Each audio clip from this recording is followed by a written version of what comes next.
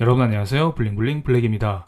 이것은 미국의 실업자를 나타낸 차트인데요. 참고로 작년 말에 나온 자료입니다. 미국이 팬데믹 이전에는 실업자 수가 580만 명 이 정도를 기록하고 있었는데 코로나 경제 위기가 딱 터지자 2년 전이죠. 실업자 수가 2,300만 명으로 갑자기 늘어났습니다. 그리고 경기가 회복되면서 실업자 수 역시 점점 줄어들고 있습니다. 하지만 팬데믹 이전으로 실업자 수가 줄어들고 있진 않습니다. 작년 9월 기준으로 미국의 실업자 수는 767만 명이라고 합니다. 미국의 전문가들은 300만 명이 조기 은퇴를 했다고 합니다. 이들이 조기 은퇴를 할 수 있었던 배경에는 어떤 게 있을까요? 이것은 미국의 대표 지수 차트인 S&P 500 지수 일봉 차트입니다. S&P 500 지수가 2200에서 4800까지 2배 이상 급등하는 모습이 나왔습니다. 지수 자체가 2배 이상 급등하니 개별 종목 기준으로는 3배, 4배, 5배 이상 올라가는 종목이 널렸다고 봐도 무방합니다. 그렇습니다. 많은 사람들이 주식 투자를 해서 돈을 벌었기 때문에 이들은 이제 더 이상 일할 필요가 없는 것이겠죠. 주식뿐만 아니라 비트코인은 바닥 대비 10배 이상 오르면서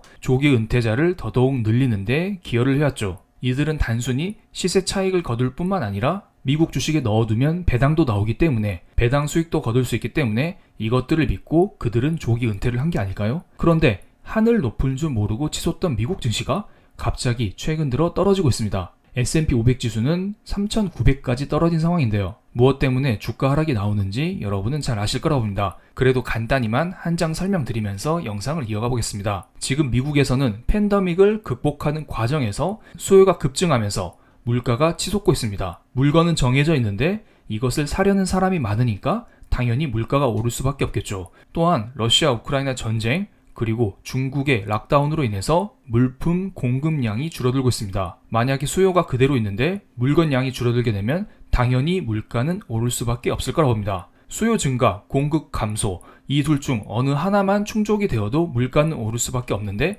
지금은 이 두 가지가 한꺼번에 나타나고 있는 상황입니다. 그렇기 때문에 지금 미국을 비롯한 글로벌 물가가 폭발적으로 늘어나고 있는 상황이죠. 그래서 어쩔 수 없이 미국 연준은 기준금리를 인상하기로 했습니다.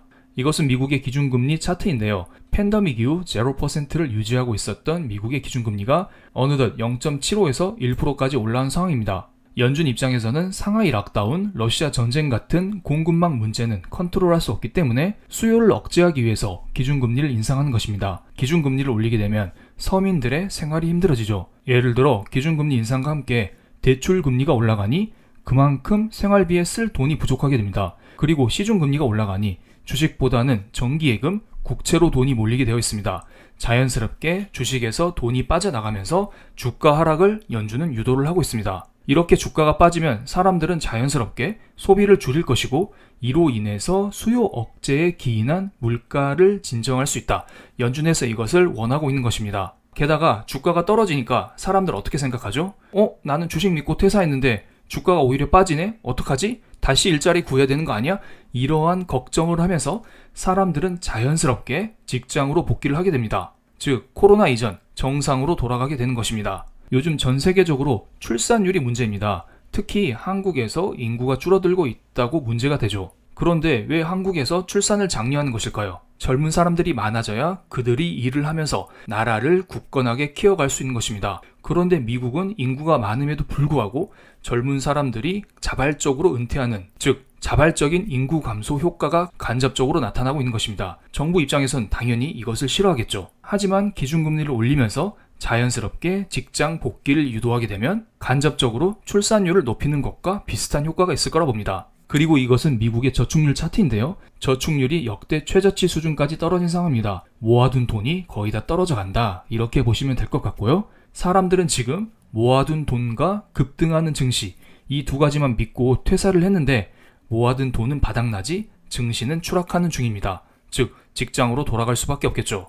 이렇게 증시가 추락하는데 파월 연준 의장은 5월 17일 이런 발언을 했습니다. 물가가 확실히 내려갈 때까지 금리를 계속 올리겠다. 6월 7월에도 기준금리를 0.5%씩 올리는 빅스텝을 단행할 뜻을 시사했습니다. 그리고 파월 연준 의장은 많은 사람들이 경제 위기를 걱정하는데 지금 노동시장이 매우 강하다면서 경기 침체가 아니라 자연스럽게 경기가 가라앉는 연착륙을 예상을 했습니다. 파월 연준장도 어찌됐든 경기가 가라앉는다에는 한 표를 던지고 있습니다. 금리를 이렇게 올리니까 당연히 경기는 가라앉을 수밖에 없겠죠. 다만 이렇게 가라앉는 경기를 자연스럽게 가라앉히는 소프트 랜딩, 연착륙을 연준에서는 유도하고 있을 뿐입니다. 어쨌든 파월 연준 의장 입장에서는 물가를 잡을 때까지 강하게 금리를 올리겠다. 이것을 꾸준히 말하고 있습니다. 그리고 이 와중에 더들리 전 뉴욕 연은 총재는 물가를 잡으려면 미국 금리를 5% 이상 올려야 된다는 발언을 했습니다. 현재 연준 의원 중에 강한 매파적인 인물이 블러드 연은 총재입니다. 제임스 블러드 연은 총재는 기준금리를 3.5%까지 올려야 된다. 이런 말을 하고 있는데 더들리 전 뉴욕 연은 총재는 이것보다 더한 5% 이상 금리를 올려야 된다면서 매우 강한 매파적인 발언을 하고 있습니다. 이제 은퇴했으니까 이것저것 막 던지고 있는 모양입니다. 그래도 나름 경제 전문가이니까 여러 가지 논리에 근거하여 발언을 하긴 했을 거라 봅니다. 어쨌든 현재 경기가 위축된다는 움직임이 있고 연준은 주가 하락을 의도적으로 유도하면서 연준은 물가를 잡을 때까지 금리를 지속적으로 올리면서 주가를 의도적으로 조정하고 있습니다. 이런 상황에서 우리는 어떤 대응을 해야 될까요? 제가 최근에 달러 강세, 경기 침체, 주가 하락 이런 것에 대한 여러 가지 영상을 올려드렸는데 많은 분들이 그래서 우리는 뭘 사야 되나요? 우리는 어떻게 대응을 해야 되나요? 이러한 댓글이 매우 많더라고요. 그래서 제가 이번 영상을 통해서 간단하게 저의 생각을 정리해드리겠습니다. 파월 연준 의장은 강한 금리 인상을 주장하고 있지만 75bp가 아니라 50bp, 즉 0.75%가 아니라 0.5%씩 금리 인상하는 것을 주장을 하고 있습니다. 물론 파월 연준 의장이 비둘기적인 발언을 하는 것은 아닙니다. 하지만 많은 사람들이 0.75%씩 금리를 올려야 되지 않을까 이렇게 강한 주장을 하고 있는 반면 파월 연준 의장은 그것보다 한 발 물러선 0.5% 금리 인상을 주장하고 있습니다. 왜냐하면 파월 연준 의장은 한 나라 중앙은행의 총재이기 때문에 물가 잡는 것뿐만 아니라 경기 침체 역시 고려할 수밖에 없기 때문입니다. 만약에 금리를 과하게 올리게 되면 경기 침체에 급하게 빠질 수가 있습니다. 바로 1980년대 폴 볼커 연준 의장의 재임 시절과 비슷한 움직임이죠. 그때에는 기준금리를 과하게 올림으로써 물가는 잡을 수 있었지만 경제가 위축되는 현상이 발생했습니다. 그렇기 때문에 파월은 경기 침체를 피하기 위해서 75bp가 아니라 50bp 금리 인상을 고려하고 있는 것입니다. 그래서 다가오는 6월달 연준회의 때 0.75% 금리를 올릴 확률이 2.6%로 확 줄어든 상황입니다. 아마도 다음 연준회의 때는 50bp 정도 금리를 올릴 확률이 크겠죠. 물론 파월이 대놓고 난 볼커랑 달라 금리를 급하게 올리진 않을 거야 이런 말을 하진 않습니다. 왜냐하면 대놓고 볼커와 선을 딱 그으면서 금리를 천천히 올리겠다 이런 말을 하게 되면은 사람들 마음속에 기대 인플레이션이 스물스물 올라오게 됩니다. 그러면 다시 물가가 급등하게 되겠죠. 이렇게 되면 지금까지 연준이 몇 번 금리 올린 거 다 소용없게 됩니다. 그렇기 때문에 파월 연준장은 겉으로 강한 금리 인상을 주장하면서 속으로는 어느 정도 경기 침체에 대해서 조금씩 걱정을 하고 있는 것입니다. 지금 미국의 10년 기대 인플레 값을 보겠습니다. 3월, 4월 달에 기대 인플레 값이 3% 이상으로 한번 튀었었는데요. 이 값이 최근 들어 2.6%로 확 주저앉았습니다.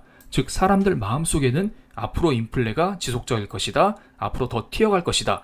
이런 것에 대한 걱정이 조금씩은 가라앉고 있다. 이것을 알 수가 있습니다. 게다가 최근 들어 여러 연준 위원들이 75bp가 아니라 50bp를 꾸준히 주장하고 있음에도 불구하고 더 이상 기대 인플레가 튀어오르지 않잖아요. 그렇기 때문에 지금 상태로 추가적인 인플레를 걱정하기보다는 이제는 경기 침체에 대해서 조금씩 걱정하면서 증시에 대응할 필요가 있어 보입니다. 이것은 직전 영상에서 제가 설명드린 내용인데요.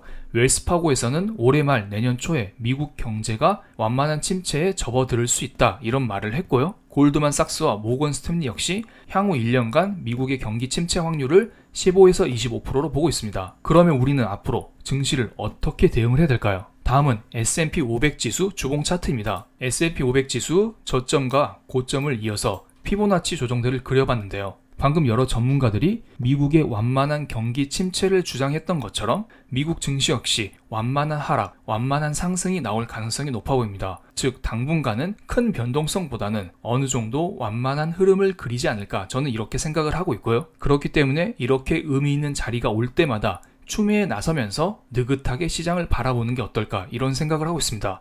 S&P 500 기준으로 3,800, 3,530, 3,200 이런 자리 있잖아요. 이런 자리에 올 때마다 우량주들을 느긋하게 매수하는 전략을 취하는 게 어떨까? 저는 이런 생각을 하고 있습니다. 그렇기 때문에 가장 무난한 게 미국에 상장된 SPY라는 S&P 500 지수를 추종하는 ETF입니다. 개별 종목 투자에 자신이 없으시면 이러한 ETF에 투자하는 것도 매우 좋아 보이고요. 그렇지 않으면 미국 우량주들을 적극적으로 매수하는 전략이 저는 괜찮다고 봅니다. 그럼 오늘 영상 여기서 마치겠습니다. 감사합니다.